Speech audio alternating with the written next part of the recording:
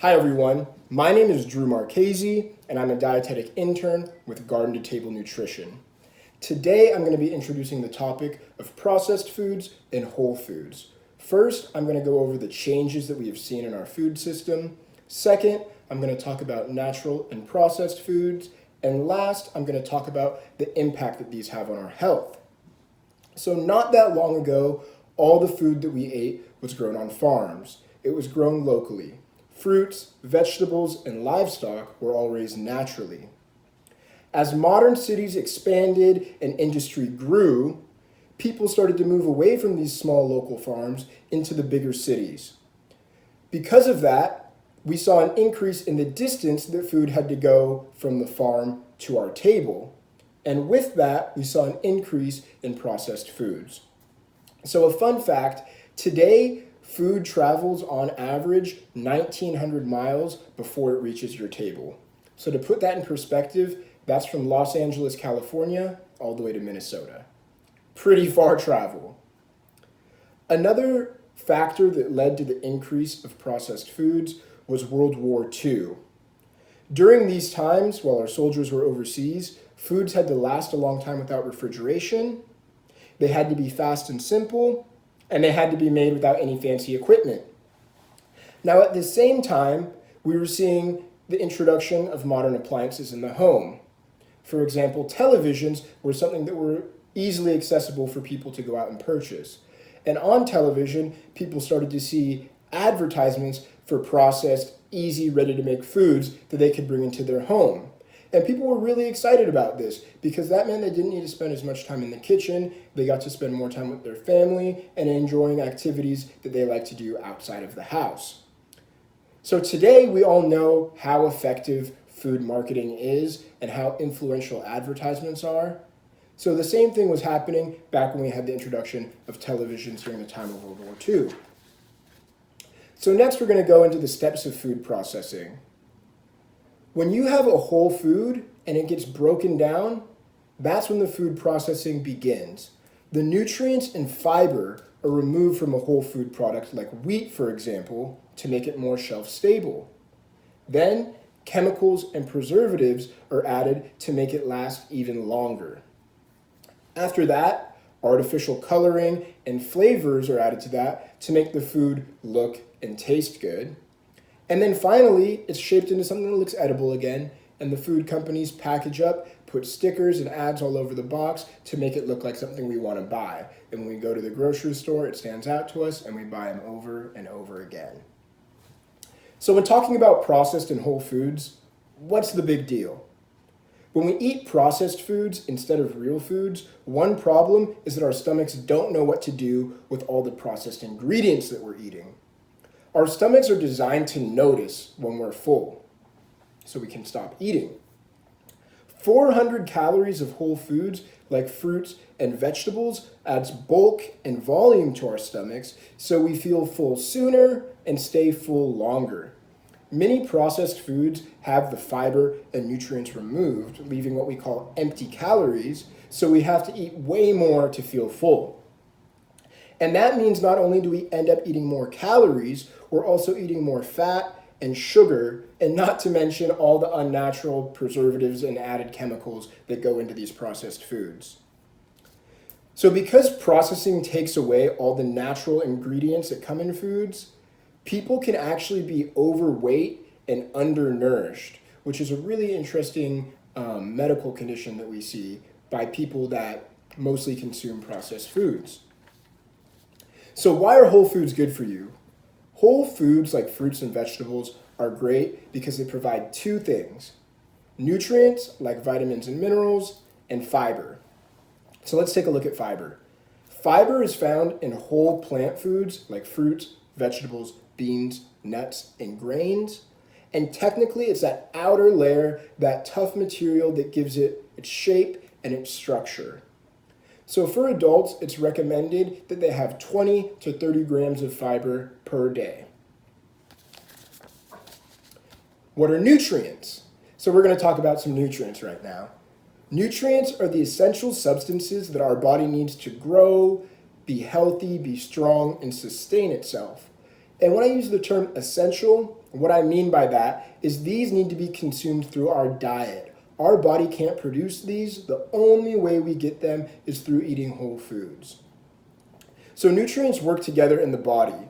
Nutrients are really important because it's not just an individual nutrient that matters. Growing research has shown that nutrients and the way in which they are combined actually matters too.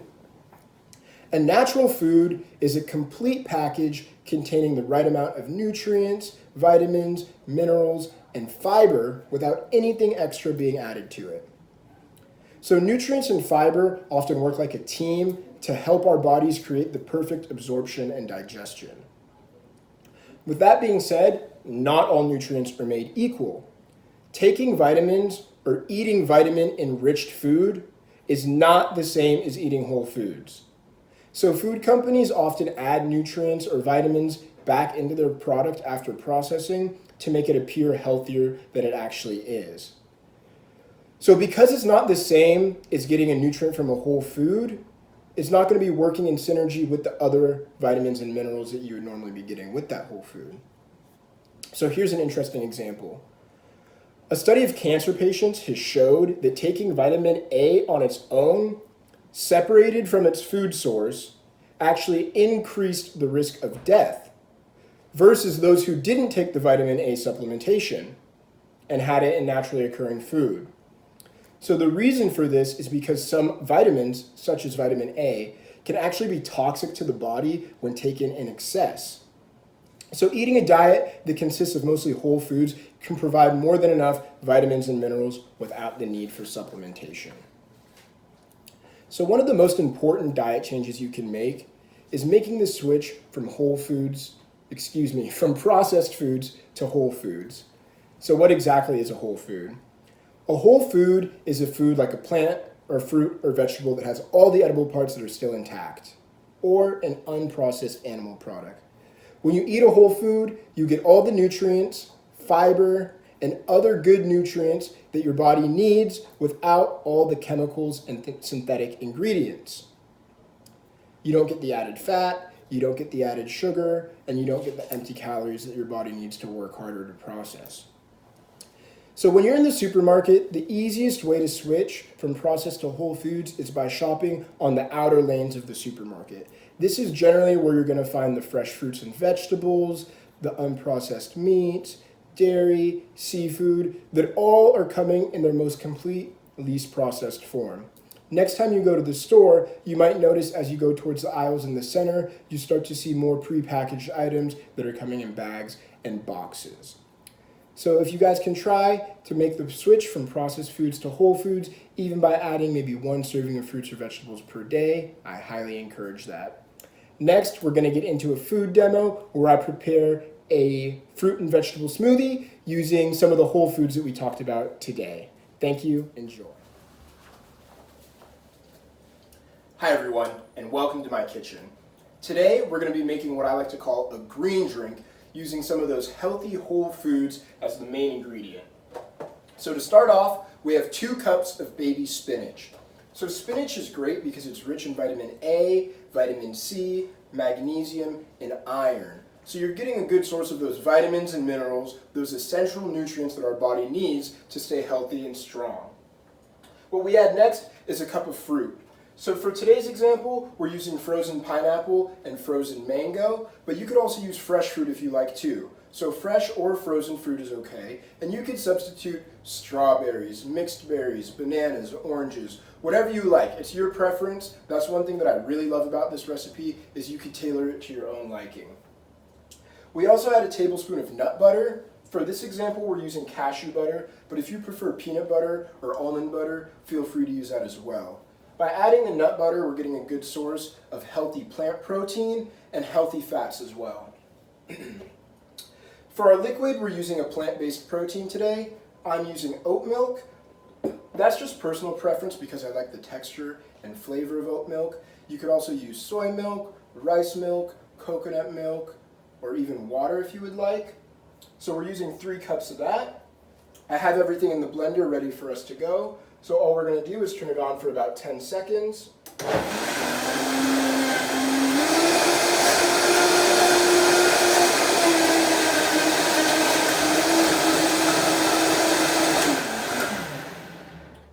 and then it should all be blended up. We'll go ahead and pour it out.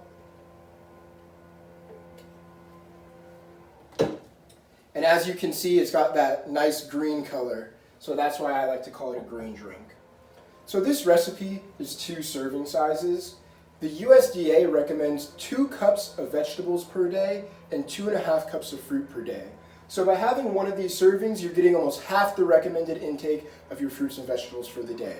So it's great, it's quick, it's simple, and it's easy. So hopefully you'll be able to have the chance to try this recipe on your own at your house and enjoy. Thank you.